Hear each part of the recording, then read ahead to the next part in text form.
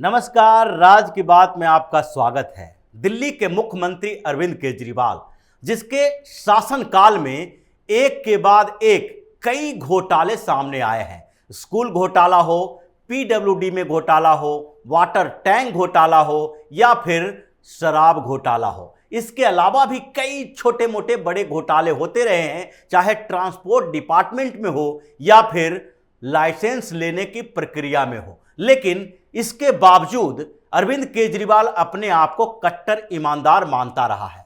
अब एक ऐसा घोटाला हुआ है जिसको घोटाला तो नहीं, महाघोटाला कहा जा सकता है, फादर ऑफ ऑल स्कैम्स इन दिल्ली, क्योंकि दिल्ली के इस महाघोटाले के तार सीधे अरविंद केजरीवाल से जुड़े हुए हैं। अरविंद केजरीवाल के उस स्कीम से जुड़े हुए हैं जिसे सब्सिडी कहा जाता है, जो फ्रीबीज कहा जाता है, जिसके फ्री देने के नाम पर अरविंद केजरीवाल ने दिल्ली की सत्ता पर कब्जा किया है। बात कर रहे हैं बिजली की सब्सिडी के उस घोटाले की, जिसमें अरविंद केजरीवाल ने 14,731 करोड़ रुपया पावर कंपनियों को, जो डिस्ट्रीब्यूशन करने वाली कंपनियां हैं, डिस्कॉम को भुगतान किया।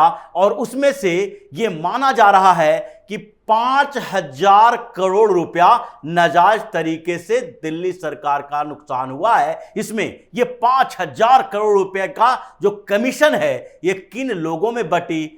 पार्टी में, अधिकारियों में और बिजली कंपनियों के बीच बटी है। इसका खुलासा अब होगा, क्योंकि एलजी ने एक बड़ा आदेश दिया है जिसकी मांग कांग्रेस भी कर रही थी। कांग्रेस के नेता अजय माकन ने भी पिछले दिनों किया था, क्योंकि वो दिल्ली सरकार में जब शीला दीक्षित की सरकार थी तो उस समय पावर मिनिस्टर थे। उन्हें एक एक बात की जानकारी है कि कैसे बिजली विभाग में पर यूनिट चार्जेज लगते हैं। बिजली के जो प्राइवेटाइजेशन हुआ है, उस प्राइवेटाइजेशन में बिजली के डिस्ट्रीब्यूशन कंपनियां कैसे खाती है, या फिर जो सप्लाई करने वाली कंपनियां हैं उसका क्या तरीका होता है। इसलिए उन्होंने एक बड़ा आरोप लगाया था कि 2014 से अब तक अरविंद केजरीवाल ने डिस्कॉम को जो पेमेंट किया है, उस पेमेंट के लिए इन्होंने कोई ऑडिट नहीं की है। यह सवाल कई बार उठा है और अब एलजी सक्सेना ने इसके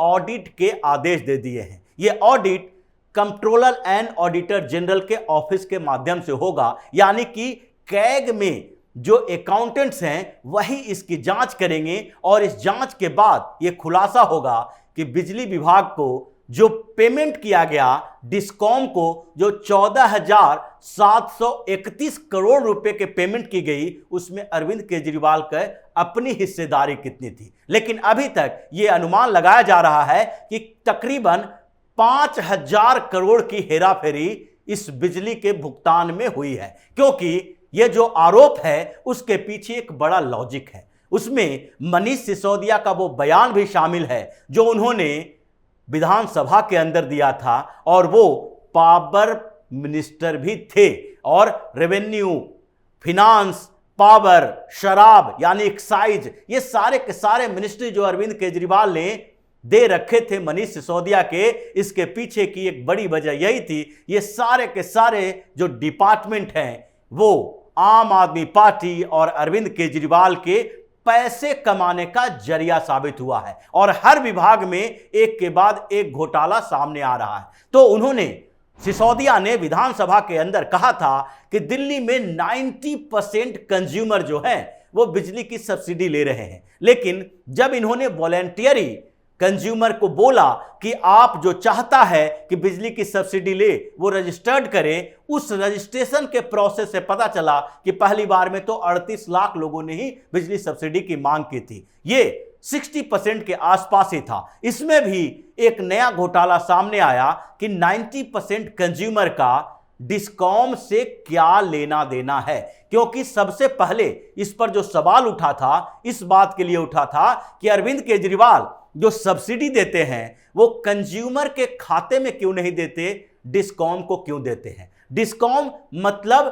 डिस्कॉम का मतलब ही होता है डिस्ट्रीब्यूशन कंपनीज, और दिल्ली में जो डिस्ट्रीब्यूशन कंपनी है वो 4 हैं, टाटा पावर, बीएसईएस राजधानी पावर, बीएसईएस यमुना पावर और NDMC new Delhi municipal corporation. लेकिन दिल्ली के डिस्ट्रीब्यूशन की जिम्मेदारी जो बिजली की है वो ज्यादातर 3 कंपनियों के पास है, बीएसईएस राजधानी पावर, बीएसईएस यमुना पावर और टाटा पावर के पास। इन 3 कंपनियों के पास ज्यादातर डिस्ट्रीब्यूशन की जिम्मेदारी है, सरकारी कंपनियों को वो अधिकार नहीं दिया गया है। और इसलिए जब अरविंद केजरीवाल की सरकार बनी तो उसके बाद इन्होंने जो बिजली की सब्सिडी दी, उस सब्सिडी का पैसा सीधे इन कंपनियों के खाते में दिए गए। अब इन कंपनियों के खाते में जो पैसे दिए गए तो उसका ऑडिट होना जरूरी है कि इनके जो डिस्ट्रीब्यूशन कंपनियां हैं उसने कितना बिजली डिस्ट्रीब्यूट किया और लोगों ने जो कंज्यूमर हैं उसने कितना बिजली कंज्यूम किया,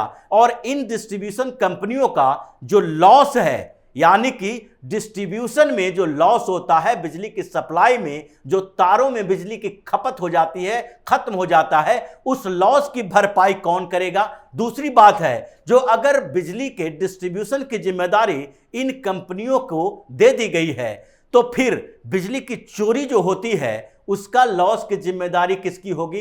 इन बातों पर चर्चा नहीं की गई, यानी कि इन कंपनियों के जो पावर हाउस है वहां से जितने बिजली के डिस्ट्रीब्यूशन के लिए भेजे गए और जितना कंज्यूम हुआ उससे मतलब नहीं है। उसी के आधार पर यह सब्सिडी से लेकर दूसरे पैसे का इनके खातों में भुगतान होता रहा। यह बड़ा सवाल रहा कि अगर आप सब्सिडी दे रहे हैं तो इन कंपनियों के अकाउंट का ऑडिट किया जाना चाहिए कि आपने कहीं फर्जी तरीके से कंज्यूमर की लिस्ट तो नहीं बना ली है, जो मनीष सिसोदिया बता रहे थे। यानी कि 90% कंज्यूमर की जो बात किया मनीष सिसोदिया ने, वो 90% दिल्ली में हो ही नहीं सकता, और सारे के सारे लोग सब्सिडी के दायरे में नहीं आते हैं। ना कॉमर्शियल कंज्यूमर की बात होती है तो यहां पर कॉमर्शियली जो बिजली सप्लाई होती है वो दूसरे स्टेट से काफी महंगा है।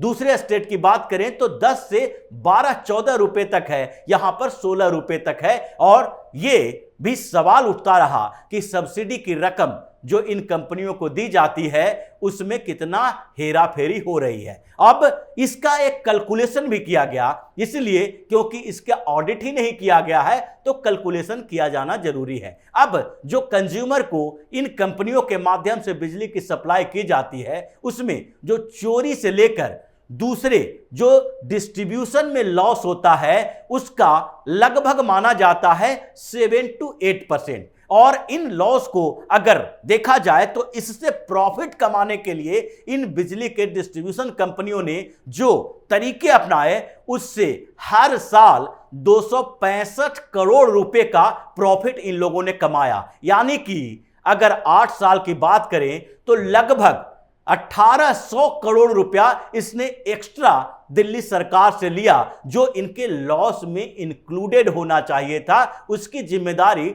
दिल्ली सरकार की नहीं थी, लेकिन फिर भी चूंकि ऑडिट ही नहीं हुआ तो इन कंपनियों के खातों में जो पैसे भेजे जा रहे थे इन कंपनियों के खातों में भेजे जाते थे, या फिर यही इलेक्शन बॉन्ड या फिर दूसरे माध्यम से आम आदमी पार्टी के चंदा में शामिल हो जाता था। इसकी जानकारी कैसे होगी, ये एक बड़ी बात थी और ये सवाल था, इसलिए एलजी ने ऑडिट करने का आदेश भी दिया है। इसके अलावा जो 5000 करोड़ की बात की जा रही है ये दूसरे लेवल पर भी की जा रही है, क्योंकि ये तो चोरी करने वाली बिजली और सप्लाई में परेशानी जो हुई है, लॉस होता है, उसका आंकड़ा है कि 2000 करोड़ के करीब अतिरिक्त भुगतान इन कंपनियों को किए गए हैं। दूसरी बात यह है कि जो कंज्यूमर के लेवल पर है, अगर सीधे कंज्यूमर के खातों में हम सब्सिडी की रकम ट्रांसफर करते हैं तो उससे यह पता लगता है कि कंज्यूमर ने उतनी बिजली को कंज्यूम किया या उसके यहां इतनी बिजली की खपत हुई। लेकिन जब पावर कंपनियां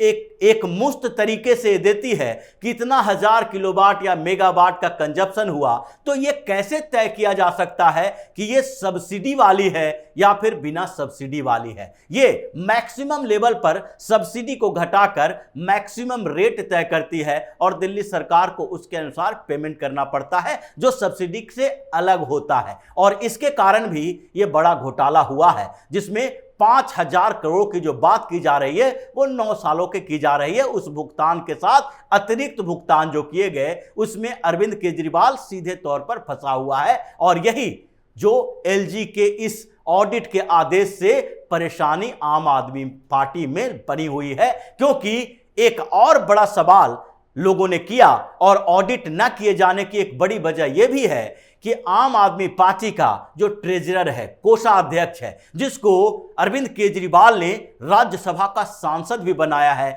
जो आम आदमी पार्टी के लिए फंड इकट्ठा करता है, वो है एनडी गुप्ता। और एनडी गुप्ता का बेटा नवीन गुप्ता इन्हीं डिस्कॉम में नॉमिनी है, यानी कि उसे डिस्कॉम के साथ जोड़ दिया गया है नवीन गुप्ता को। एनडी गुप्ता उसका बाप आम आदमी पार्टी का कोषाध्यक्ष है और ये दोनों मिलकर ये मैनेज करते रहे कि जितने भी डिस्ट्रीब्यूशन कंपनियां हैं दिल्ली के अंदर, ये तीनों कंपनियों की बात की जा रही है, टाटा पावर, बीएसईएस राजधानी पावर, बीएसईएस यमुना पावर, ये तीनों के लिए वो नॉमिनी है उस बोर्ड में। और वो तीनों मिलकर यानी कि एनडी गुप्ता, नवीन गुप्ता और डिस्कॉम कंपनियों के चीफ, ये सारे मिलकर ये मैनेज करते हैं कि कितना पैसा सरकार हमें अतिरिक्त देगी और उस पैसे में से कितना कमीशन आम आदमी पार्टी को डायरेक्ट दिया जाएगा और कितना कमीशन इनडायरेक्ट दिया जाएगा। क्योंकि बिजली बिल का जो भुगतान हो रहा था ये ऑनलाइन हो रहा था और उसमें भी एक बड़ा घोटाला सामने आया है, वो बैंकों के रास्ते आया है कि अगर दिल्ली सरकार वो कलेक्शन कर रही है तो प्राइवेट बैंक में वो पैसा क्यों भेजा जाए और प्राइवेट बैंक महीनों तक उस पैसे को रख के दिल्ली सरकार को कोई इंटरेस्ट क्यों न दे, वो सरकारी बैंक में क्यों नहीं जाना चाहिए। इस पर भी एक बड़ा खुलासा होना बाकी है जो ऑडिट में सामने आएगा। यानी अरविंद केजरीवाल के लिए यह गले की फांस बनने वाला है, क्योंकि जिस तरीके से बिजली की सब्सिडी को लेकर इस बीच अरविंद केजरीवाल की पार्टी हंगामा कर रही है, अतिशी मरलेना हंगामा कर रही है, उससे तो यही लगता है कि अब इस बात को लेकर वो एलजी के ऊपर दबाव बनाने वाले थे ताकि लेफ्टिनेंट गवर्नर वीके सक्सेना इस मामले में किसी भी तरीके से ऑडिट के लिए आदेश जारी न करें। अगर ऑडिट होगा तो ये लोग फंसेंगे, इसलिए पहले ही इतना प्रेशर एलजी के ऊपर डाल दो कि ये आगे के आदेश ही ना दे। लेकिन एलजी ने आदेश भी दे दिया है, कांग्रेस ने कई सबूत भी दिए हैं, अजय माकन ने एक एक करके बताया है कि कैसे लॉस एंड प्रॉफिट के इस मामले में अरविंद केजरीवाल फंसे हुए हैं। और अब कैग की रिपोर्ट सामने आते ही अरविंद केजरीवाल के ऊपर एक और गाज गिरने वाला है, जिससे आम आदमी पार्टी में खलबली मचने वाली है। तो इसी तरह की खबरों के साथ फिर से हाजिर होंगे, तब तक के लिए बने रहिए हमारे साथ और देते रहिए हमें सहयोग, ताकि इसी तरह की खबर हम आपके लिए लाते रहें। धन्यवाद।